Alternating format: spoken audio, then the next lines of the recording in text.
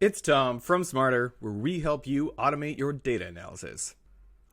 Today, we're going to go over how we use data pipelines to help find out which content was giving us engagements as low as 3 cents per engagement. It's amazing. So let's get started. So here we have a garden. It's my garden. There it is. And I decided to start taking some pictures of it and turn it into an Instagram channel and sort of grow it and see where we can go from there. So the plan overall is to eventually buy some more of these lights so we can grow more plants and do the entire wall. So that's going to be the goal, and we're going to make a bunch of great looking content. I hope people will like it, and it'll just be a really fun way to create some content and share some things about data pipelines on the way.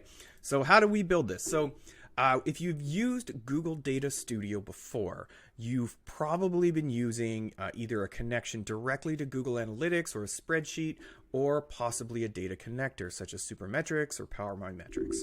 Now, these are really helpful tools that Data Studio is built to use that connect to those different ad platforms and bring your data into a visualization tool such as we have here. Now, those have a few different issues with them. One is they can be kind of slow. And most people know that if they've ever used them, especially when doing large amounts of data. And second, if you want to use those connectors to combine data from multiple sources like Facebook and AdWords and show a single spend metric, it's going to be really slow. It almost ruins the whole presentation experience that you're trying to have with your team. So to get around that, we build a data pipeline. Data pipelines are fast. You can see when you connect to Bigquery, we actually get a little accelerated by Bigquery BI engine on top of any of the scorecards that use that. And that way, you know, you're getting that super fast connection between Google products. So we're using Stitch data to pull the data out of Facebook in this case, but it would do, AdWords and a whole bunch of other ones, and Google Analytics included. LinkedIn, that sort of stuff. And we're putting that into our data warehouse. Now, when it comes out of those ad platforms, it's not actually like in a really visualize it it's not in a very visually appealing way. So we actually need to take parts from several different tables and put them into a single table. So we get something that looks like this, where we have, image, post text, spend, and, so we can see, which messaging at which level of the funnel had which type of reaction. So that's what we're doing here with DBT. The second thing about DBT is and about pipelines in general, is that it makes your reporting scalable. So somebody from outside the organization who's a data architect can look at this breakdown from DBT and instantly understand where the different elements of the pipeline fit into the overall process. The campaign designations into TOF and MOF, you can see them here. That's top of funnel, middle of funnel. And what I did was top of funnel is people who have never interacted with anything on my page, but are interested in gardening. And middle funnel is simply those people who have already interacted. So they liked the Facebook post. It turns out a lot of people liking Instagram posts. Sorry, I said Facebook, I meant Instagram. So we have a lot of people, really into Instagram, liking Instagram posts, even if, they don't all follow your channel. I'm at about 57 followers right now.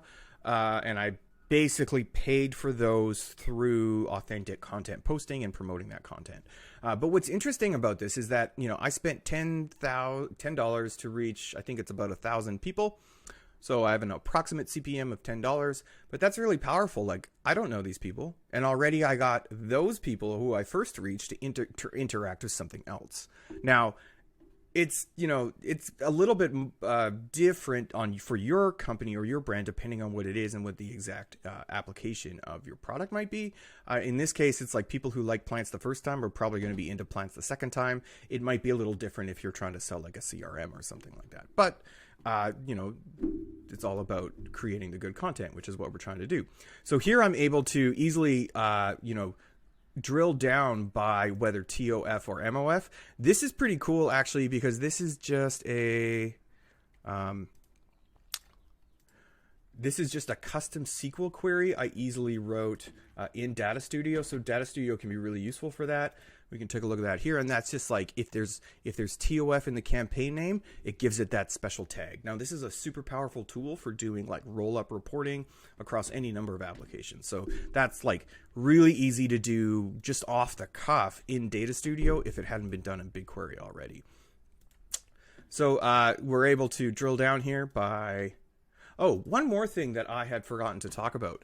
Part of the reason why the dashboards are showing up so quickly here is because when you use a BigQuery connection, Data Studio actually has this special connection. It's all in the Google product land, and so like all the data comes through very quickly.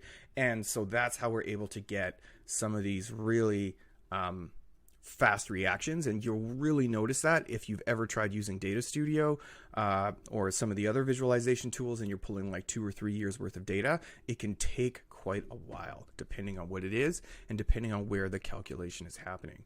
So if we look at TOF, we can see we actually have a number of posts here that were at 3 cents per click or per engagement. So, you know, it's quite a lot of likes. It's kind of fun. I haven't put comments or saves in here, but Instagram at this point for what we're doing here, I'm not even getting that many comments. So there's definitely room for improvement in how I'm offering it. This is actually a video, so I'm going to have to create a separate table. It's a separate API call that's done for the video thumbnail. So I'm going to have to put videos somewhere else for however this was created. It's because it's a page post. It's not showing up. If this had been like something like a dark post that we had created and promoted that, we would get that showing up in this table. So there's different ways we can do that. Yeah, so that's all we've got for now. Follow the channel. We're going to do more. I can't wait to do it.